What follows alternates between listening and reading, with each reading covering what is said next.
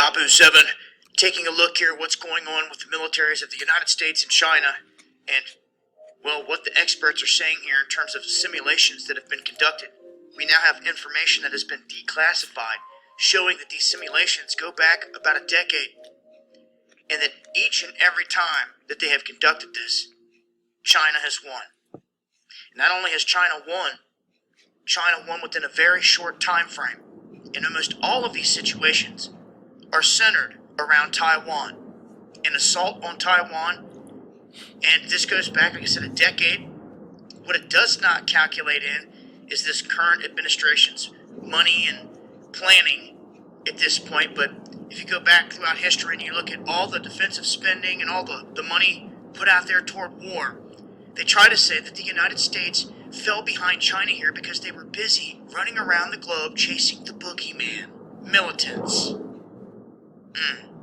Here on this world stage, as China has made progressive leaps and bounds, and they have also carried out their own little bit of wargaming. They did this over Taiwan, where they did like 40 runs over Taiwan, acting like they were bombing it, and this concerned Taiwan greatly.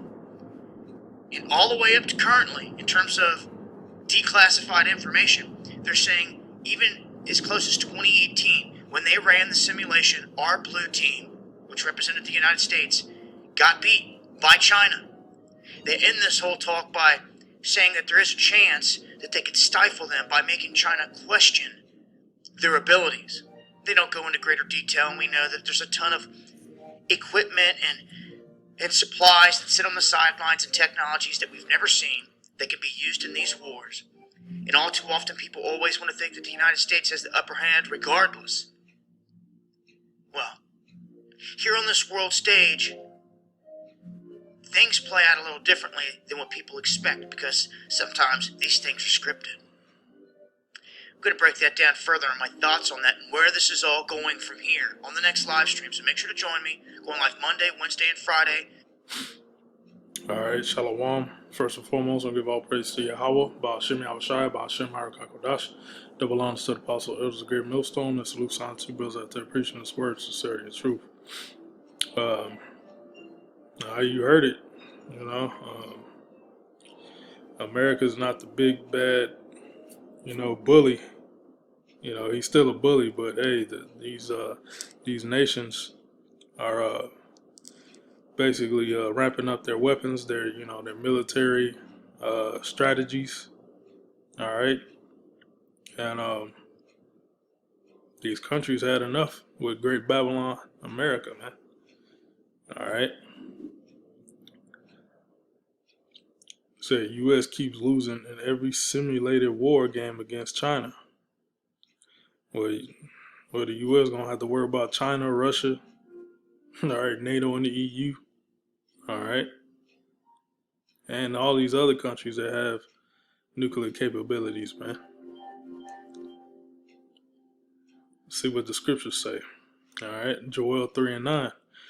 Proclaim ye this among the Gentiles, prepare war, wake up the mighty men. All right, let all the men of war draw near, let them come up. Beat your plowshares and the swords, and your pruning hooks into spears. Plowshares and pruning hooks are used for agriculture. All right, for farming. All right, so these countries, that was, their primary source was farmings. The Lord say, turn them into guns, turn them into missiles, turn them into, fighter planes and helicopters, attack helicopters. Spears represents, the missiles, the war instruments. Let the weak say I'm strong. All right. At one point, China was weak. The British conquered China. The Japanese conquered China. All right. Now China is a strong powerhouse now, man. All right. Along with Russia. Okay. Assemble yourselves and come, all ye heathen, and gather yourselves together round about. Thither cause the mighty ones to come down, O Yahweh. Okay. Let the heathen be wakened and come up to the valley of Jehoshaphat. Let's see what the word waken means. Waken.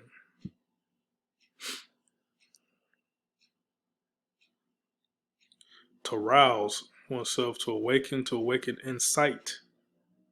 All right. To stir up. So Yahweh Shem Shah got angels to stir up these leaders of these nations. All right, to think that evil thought against great Babylon for war, man.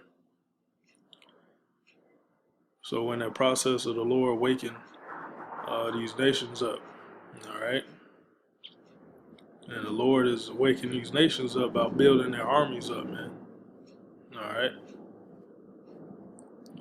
and Jehoshaphat means Yahweh Shaphat, which means the Lord's judgment, and they're gonna all these militaries of these nations are gonna be meeting for war in the Middle East. All right, and come up to the valley of Jehoshaphat, for there will I sit to judge all the heathen round about. Put ye in the sickle, for the harvest is ripe. Come, get you down, for the press is full, the fats overflow, for their wickedness is great. All right, so that's like having a you feel like a a tub up or something. That liquid's coming out. That's sin and iniquity and wickedness, and it's overflowing the tub, man. It went all through the house and shit. It's just overflowing, man. The Lord is gonna put a stop to that, by gathering these nations up for World War III, right before His second coming, Yahweh Shah's second coming. So the fats overflow, for their wickedness is great. Multitudes in the valley of decision. For the day of the Lord is near the valley of decision. All right. The sun and the moon shall be darkened, and the stars shall withdraw shining. The Lord also shall roar out of Zion, and utter His voice from Jerusalem. And the heavens and the earth shall shake. Okay. But the Lord will be the hope of His people, and the strength of the children of Israel. All right.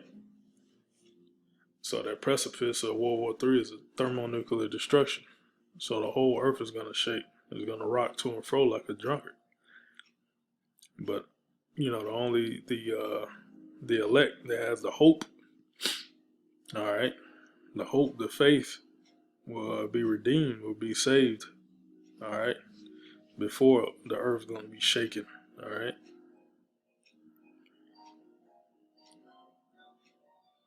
Zephaniah chapter 3, verse 8. Therefore wait ye upon me. So this is the Lord talking to his people, the elect. Therefore wait ye upon me, saith the Lord, until the day that I rise up to the prey. Okay. For my determination is to gather the nations. All right. That I may assemble the kingdoms, to pour upon them my indignation. And that goes into the Yahweh Shaphat, the Jehoshaphat, the Valley of Decision, the Middle East, even all my fierce anger. For all the earth shall be devoured with the fire of my jealousy. All right. So the Lord is doing this for the sake of Israel, man. For the sake of His people. All right. Because China, all these other nations had a hand in destroying the children of Israel, which are these so-called Negroes, Latinos, Native Americans. All right. So the Lord said, "Okay, I'm gonna just gather all you nations in the Middle East, so y'all can kill off each other." All right. So that's how the Lord is doing it, man. And that's Bible prophecy, man. All right. You know, the U.S. is not the big bad wolf in the forest anymore, man. These other nations, they toe to toe with the U.S., man. They're heavyweight contenders, man. All right. So that's pretty much all I got. Lord was edifying. Shalom.